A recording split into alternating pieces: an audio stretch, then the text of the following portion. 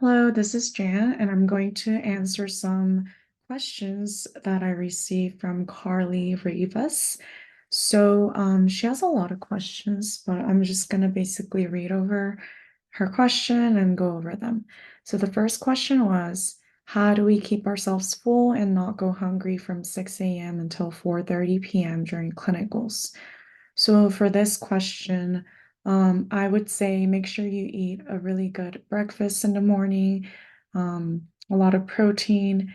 And for me, I already mentioned, but I would eat like a rice bowl with avocado, eggs, and that usually kept me really full.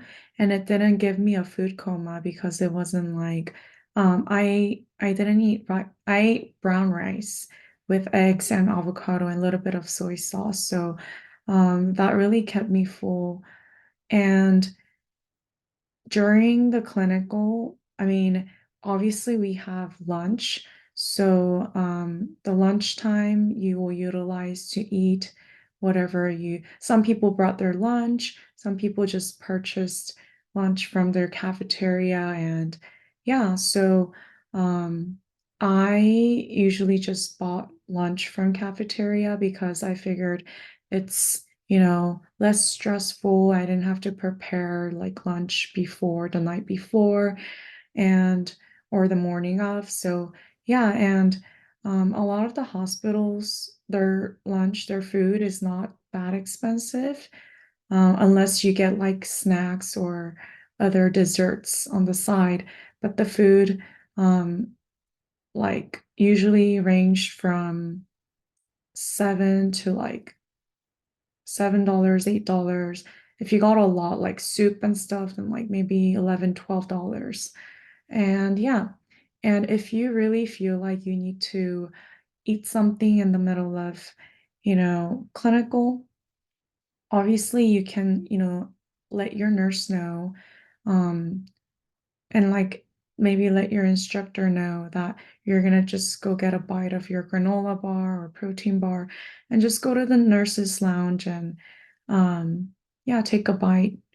Or sometimes I would just have little tiny chocolate, those chocolate bars or like little tiny things in my pocket, and then I would just like put them in my mouth.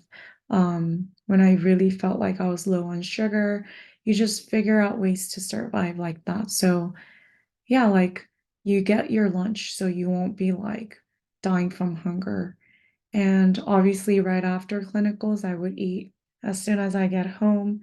And yeah, I hope that answered your first question. Second question is, are most clinical professors very nice and patient, or do they bully you that you cannot focus during clinicals? So I would say for the most part, really depends on the clinical professor, but for the most part, most of them are pretty understanding. They know, it's not their first time being a clinical instructor, so they're pretty understanding.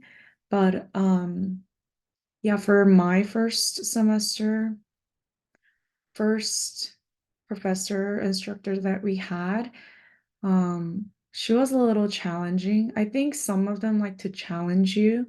They don't baby you or like they don't spoon feed you stuff. And they are very strict. Like you have to make sure you're ready because if you're not, then they're gonna really grill you. Their job is to prepare you for your, nursing career, your nursing job. So they're gonna make sure that, you know, you come prepared. And if you're not prepared, they might really, give you some constructive feedback. There was this one professor. I personally liked her because I personally like to get challenged. That's how I grow. That's how I better myself. And yeah, I need that little extra nudge. But my other classmates, they had a hard time with this professor because she would kind of embarrass them in front of other nurses that were in the unit or even in front of patients. Like she would straight up tell the student, you're doing that wrong, you're doing this wrong. So I think it was really tough for most of my classmates, my clinical classmates. But one thing you have to know in nursing school or even in the nursing career in general is you always have to be flexible. You cannot be sour with people because you will come across a lot of different coworkers, staff, or even patients' family. So you just work with what you're given, right? So a lot of times I think like for me, I had the mentality um, of just trying not to complain if I get paired up with an instructor that's not so understanding or that might be very harsh or very strict, then it is what it is. You have to just take it, challenge yourself, and do better and improve, right?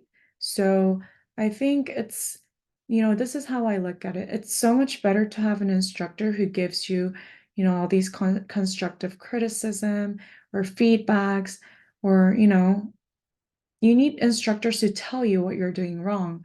You don't need an instructor who always tells you, oh, you're doing good, you're doing fine, and they don't give you any feedback. Like, that's not the reason why you're in nursing school, right? So, like, I think shifting your mindset or your perspective to that, like, to, I guess, take advantage of the bad things or the negative things that you might see and to turn it into something that can help you grow. I think that's like the mentality that can really help you do well in nursing school. So yeah, it really depends, but I would say most of the professors are pretty understanding. When I say pretty understanding, they're not gonna bully you or they're not like super mean to you, but of course you have to meet their expectations and the standards that they hold, right? So come always prepared, always be ready to do whatever the unit, requires you to do, be flexible, things like that. So I hope that answered your question. Your other question, Carly, was about ATI. So um, her question was, are all contents, quizzes, and exams made by the ATI website? So for this question, I don't think I can answer this for you because when I was in nursing school, they were slowly integrating ATI quizzes, exams, replacing, the traditional Scantron type of finals or exams with ATI exams, right? Um, Actually, I think it was just a final or midterm. They were slowly, making us, we were like the class that they were using to slowly integrate midterms and finals to be taken on ATI. So, I did hear from the professors that they're gonna, implement just solely, their goal was to, um, fully implement ATI finals and midterms.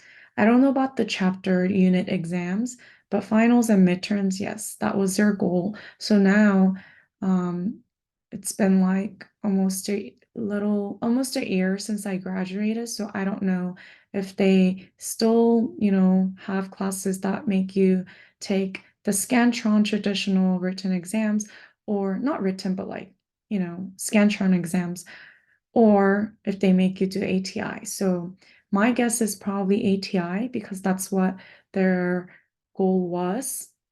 And the reasoning behind that the professors provided, was because ultimately you have to take the NCLEX. There's no going around it.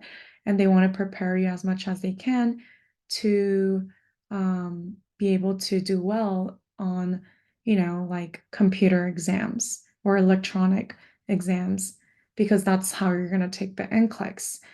And your other question, do professors give written exams in order to pass? I would say I don't remember having any written exams.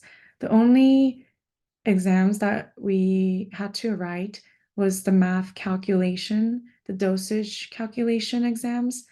Those, yes, of course, you have to, write it down, show your work, and write down the final answer.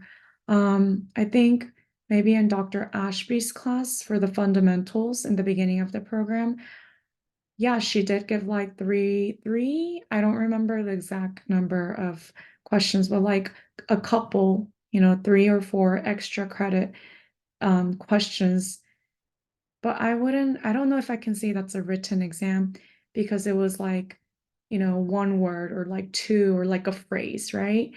Um, so it would be maybe like the name of, the disease or the illness, something simple like that, right? And she would let us write it on the back of the Scantron where there's like a writing section. Yeah, her exams were always multiple choice, but then on the back, we were given a couple of the extra credit questions and we could write the answers on the back of the Scantron. So I guess you can say um that's like writing written portion, but it's not really a written exam. I hope that makes sense. So that's the answer for that question. And you said there are students who are not good at taking tests, who are not good at take test taking using electronic platforms like ATI only. Yeah, I had some classmates who did mention that to the professors, but then again, their reasoning was you're gonna have to take an electronic exam, like computer exam, like NCLEX, and there's no going around it. So, their reasoning was we're preparing you and this is what you're gonna have to do. So I guess if you have any disabilities or any conditions that, prevent you from taking those, maybe you can talk to them about it. But then, yeah, what I heard was, you just have to take it. The other question you asked was how do students find affordable housing in LATTC? So for this question, I cannot answer because I'm not sure. I've never really heard of anything regarding housing for LATTC. From what I know, a lot of the students, I think all the students in my cohort, we were commuting or we lived around the area. I lived in LA. I lived, 10 to 15 minutes away. So that's how I was able to commute. I had one classmate who lived in OC in Orange County. So she would just have to wake up super early. She was like never late, which I found which I found to be very impressive. But yeah, there are some students who come from, OC, from Long Beach, from San Gabriel area, Burbank, areas that are far. I don't know how far you live, but yeah, to find the exact answer to this question regarding affordable housing, you might need to reach out to the school. And the last question, well, not the last question, but the other question was, are COVID vaccines boosters still required? So the school itself does not require the vaccines or boosters from my understanding, but the problem is when you get assigned to a clinical site, these hospitals, they do require vaccines and COVID, I guess COVID boosters and the vaccine. So yes, be expected to, have those um yeah, to receive the vaccines for COVID and even flu. You have to, every year I had to do a physical and you have to um they'll give you all these like paperworks and documentation. So that was like one of the biggest headaches every time we started a new semester with a new facility because you have to go through all the process of, getting cleared for your clinical. So one of the requirement was COVID vaccines. So be expected to turn that in, the paperwork for that in. And other question you asked was when you said fatiguing and stressful in the fourth semester, how many hours exactly do you sleep each day as compared to the first, second, and third? So I would say for the fourth semester, the advanced med search, um, I really didn't get to sleep too much. And I am not really good at time management. So, I kind of learned and I guess improved over the course of the nursing program. But yeah, usually before the exam, I would like sleep maybe 3, 4 hours because I'll be like studying until like 1, 2 in the morning. Um, but then towards the end of the program, like I kind of figured that it helps me a lot more when I prepare in advance. So I would like, as soon as I was done with an exam, that's when you feel so much more challenged, right? Because you know which areas you needed to improve. So, and you realize that you should have, studied a lot more. So the day, the day of the exam, after I come back from school, after taking the exam, I come home or I would go to the coffee shop and I would just start studying for the next exam. And I can't really say like how many hours exactly, like I don't even remember, but I just remember, before the exam, I would, get maybe 4 hours of sleep and 4 to 5 hours of sleep, sometimes even less when I really procrastinated and was not ready. So I think this question really depends on the person. Um, of course, the professors tell you the best way to study and do well is to study, 1 to 2 hours every, um, well, not 1 to 2, like it really depends on your course, but like, a couple hours every day. And that will help you remember things, recall things better. And what kind of vitamins do you supplement yourself to fight fatigues and stress? So when I was in nursing school, I didn't well, the first and second semester, I didn't take any vitamins. I was never really like a supplement person. I always just thought it's the best to get them from food, from the diet, because I was always afraid of like taking things that are not natural, and being taking too much of it. Like, you never know. So, and it's not like I can get my blood drawn every time, to see if I'm eating adequately. So, I didn't really take supplements, but towards like the end of the program, I did get vitamin D prescribed from my primary care physician because I was low. My level was extremely low. And yeah, I didn't really know that I was low on vitamin D, but yeah, my doctor told me that, especially for my ethnicity, it's really hard to absorb vitamin D from sun directly. So she prescribed me vitamin D supplements, and even to this day, I take it every day. Try to take it um, in the morning when after I eat breakfast. And yeah, I take vitamin D. Um, and I did take magnesium like at night, like for like 2 months maybe. But now I don't take it. I'm fine. Like I can go to sleep without taking it. So yeah, supplements, I'm not really the best person to ask. Um, yes. And to fight stress, instead of taking supplements, I did go for a walk um, at the park. I try to get a lot of sun exposure because personally, it really helped me to lift up my mood and to relieve anxiety. And I think the biggest thing that really helped me was to go outside and, study at a coffee shop where there's like natural sunlight. If you're in LA area, there's a coffee shop named Verve.